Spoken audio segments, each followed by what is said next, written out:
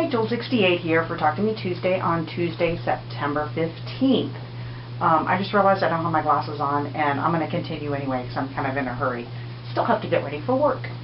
So, I've got a bunch of stuff going on right now, but I think first I need to talk about my favorite color swap, which I received and this past week, and I got an awesome box in the mail from Wonder Woman, and it contained some handmade items and some fun notions and some fabric, a little bit of everything, so it was really great. As far as the handmade items go, we have these really cute coffee themed coasters, which we all know how much I love coffee. Yum yum. That was dorky. And I'm not sure if this was handmade or not. Because she does weaving, it's possible she made this, or it's possible this came out of her notion stash. But it's a braid that actually was my daughter's high school colors, but she's not in high school anymore. The red and the blue there. Anyway, it's very cute. It's little X's. Like I said, I'm not sure if this is something that she made, but it's very cute. Good trim to use on something, or you could even use it as laces for something, or a drawstring. And then we also have this, looks like a woven with fabric. I'm not sure what all this is done with. It looks like fabric woven into like a cord or a thread. Little zipper pouch. And one of my favorite colors is orange, so this has orange in it there. Zipper pouch there, so that's very cool. Good size for carrying, like having my Project Linus labels, all of my supplies for sewing labels onto my Project Linus stuff, so I may use it for that. She also sent me some thread, neutral color, which could be used for anything. This great batik, and actually this is perfect because I have another project that is going to be all batik. I haven't decided on a pattern yet, but yeah, so I might use that with that.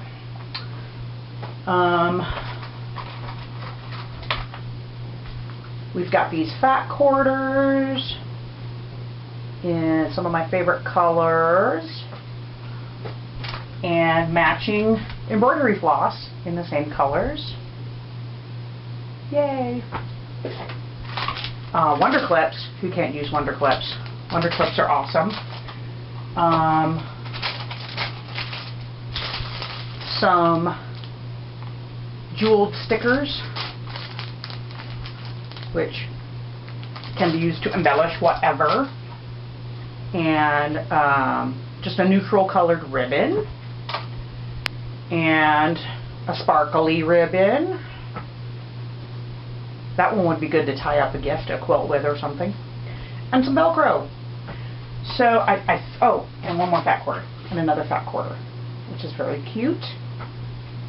I just want to say thank you so much. I got all this stuff in my favorite colors. Can't wait to dive in and use it. And, oh, I knew I was forgetting something. Turquoise, because turquoise was one of my favorite colors also. And these ornaments. So, yay! Thank you so much, Wonder Woman. I really appreciate it. Had fun doing this swap. We haven't done a swap in quite a few months, so that was fun. And I hope everyone else enjoyed their swap just as much as I did. So what else have I been doing? Our Project Linus group has grown to close to 50 members, regular members. Now each month that could vary. There could be as few as like 15 people. There could be as many as almost all of us there. Because it's grown so much and because it's spotty from month to month, you don't know who you're going to see. It's not always easy to remember everybody's names. So the lady in charge asked us if we already had a handmade or like a work name tag or something, to wear name tags to help everybody learn everyone's names. I finally got around to making one. And I made this one here, and this one is based on the paper name tags. I actually recently joined the New Mexico Women's Chorus, and just this past few weeks I've been going, and we've been wearing the paper name tags, and that's what inspired this, because I thought, well, I'll make a name tag I can use for both. So I'll bring this up here, and I'll insert a picture too, but yeah, so it's all made out of fabric. I used, what's it called, Interfuse, which is for like making fabric baskets, like square, stiff baskets, and a layer of batting. Those are on the inside. It actually attaches with a magnet. I have a flat magnet inside there, and you put a magnet inside your shirt and it holds it on. Unfortunately, the issue I've come across is, you know, being a girl and one who is endowed with certain attributes. Underwire. The underwire in my bra keeps attracting the magnet. So I've lost my magnet twice. I actually found it after Project Linus Saturday, but last night I wore it to chorus rehearsal and I lost it on the way out the door and I couldn't find it. And when I got home, it was not in my bra, which is where it was last time. It had just gone down and gotten attached to the underwire. So I think I'm going to have to come up with a new plan to attach it. I'll probably just sew on a pin. You know, I'll probably just attach a pin back to this one rather than make a new one. I really like the idea of the magnetic one, so I'll have to come up with a plan for that, maybe a stronger magnet, although this is a pretty freaking strong magnet. But yeah, so here's the back. I just used some scraps of fabric. I actually designed a little three-piece paper piece pattern to do the name tag, so that I could get the ratio of stripes the way I wanted them to match the paper tag. But and then I painted this on with Lumiere fabric paint, my name. I stenciled that, and I embroidered this. If I had it to do all over again, I might stencil the whole thing. I don't know, but I don't have to do it over again because I already made it. So I'm going to stick with this one. And I actually did take photos all along the way so that with the thoughts of at some point doing a tutorial. I may or may not get that done, but I did save all the pictures, so I do have those. Something else I've been working on lately, you know, I showed my finished top for the Project of Doom last week. That kind of got me gung-ho to get started back on Phoebe's again. I already had all the blocks done, but I had been vacillating on whether I was going to go ahead and sew the blocks together or whether I was going to put some titles on the blocks first. Having gone through all of them, I really only picked maybe a half dozen or so books that I felt like just really needed to have a title, or I really wanted that title somewhere on the bookshelf just to keep the theme of it going and make it truly obvious that this is a Harry Potter quilt. I will insert some pictures of a few of the blocks that I've done here.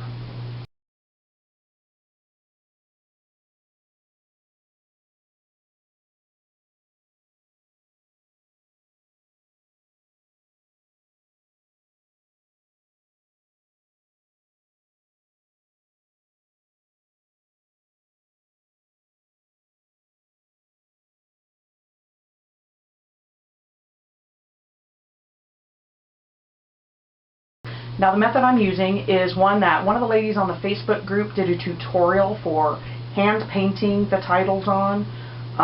And what she does is she uses just regular tracing paper. She prints the titles out the size she wants them onto, just, you know, using her computer in whatever font she wants.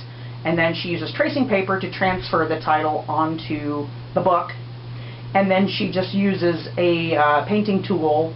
Some of them are using brushes. I'm not comfortable enough with my control of a brush. I've never had any experience really painting. So you might remember me talking about testing these guys out. These are Fantastics. And now they look like crayons because they've got paint on the end. What I have found is that I haven't been washing them out. And the reason for that is they work better when they're stiff and not absorbent. So I'm just leaving the paint on there, and I'm kind of having like, this is the one I use for white and for like silver. This is one I was using for gold and platinum. This was blues and greens, and this was reds and like rust copper colors. So yeah, so that's been working really well. I just showed you some examples. Here is my absolute favorite. I had printed out the title for The Invisible Book of Invisibility. And you know, back on mine, I hand embroidered The Invisible Book of Invisibility onto an empty space between two books so that it would have the shape of a book using glow-in-the-dark embroidery floss. What I did this time, and I really liked it, is I couldn't find a space. I didn't leave one of those spaces anywhere in Phoebe's quilt. I could have sworn I had specifically to do this book, but I didn't. There are no blank spaces between any of the books, but there are blank spaces between objects and books. So what I did was, there was a perfect size for this way I printed the font on the Sorting Hat Crookshanks block. So what I've done, and I'm going to come closer hopefully so you can see this.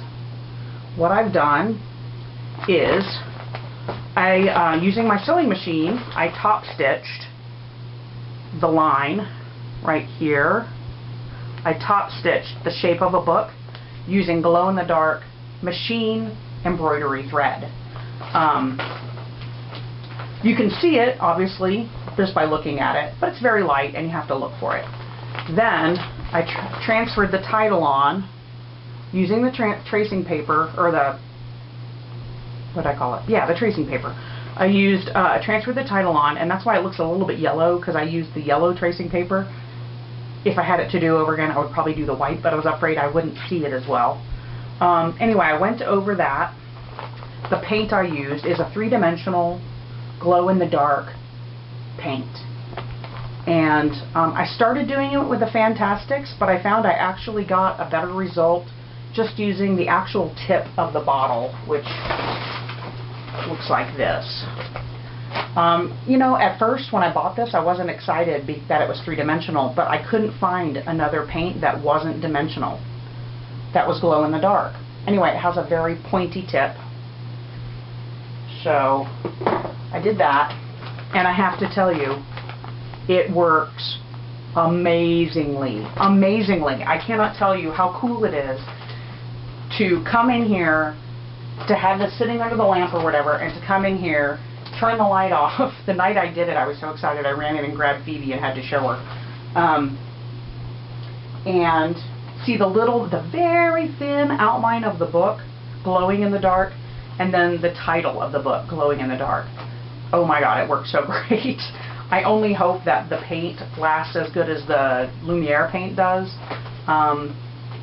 Being three-dimensional, I was a little worried about that, but it is fabric paint, so it should be fine. It's not like this is going to be machine washed and dried, you know, weekly. It will be very sparingly that it will be washed, I'm sure. So yeah, so I'm very excited about that. So I think I have a couple more titles that I want to get on, a couple more books, and then I'll be done with that. I still need to buy my castle fabric for Phoebe's quilt. I haven't bought that yet. And then I can sew the top together. But before I do that, I have one other thing I have to get done. You guys may remember the monkey quilt top that I started, oh my gosh, months and months and months ago. It was last spring. Maybe late spring, maybe like May. I don't know. I think it was like May when I started it. When I found out that my nephew's wife was pregnant. And this is his first.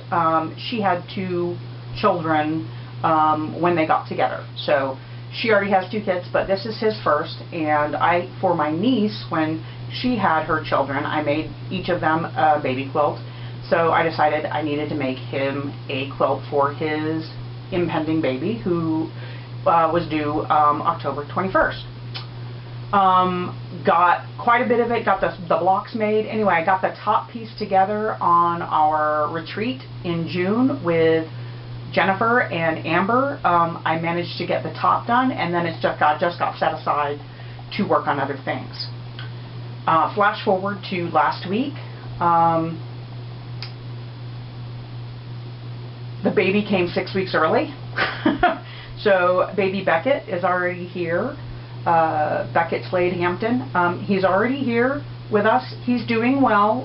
He is still in the hospital, but he's no longer on the bubble respirator, so that's good. 4 pounds 8 ounces is what he weighed when he was born a week ago. It was last Wednesday that he was born.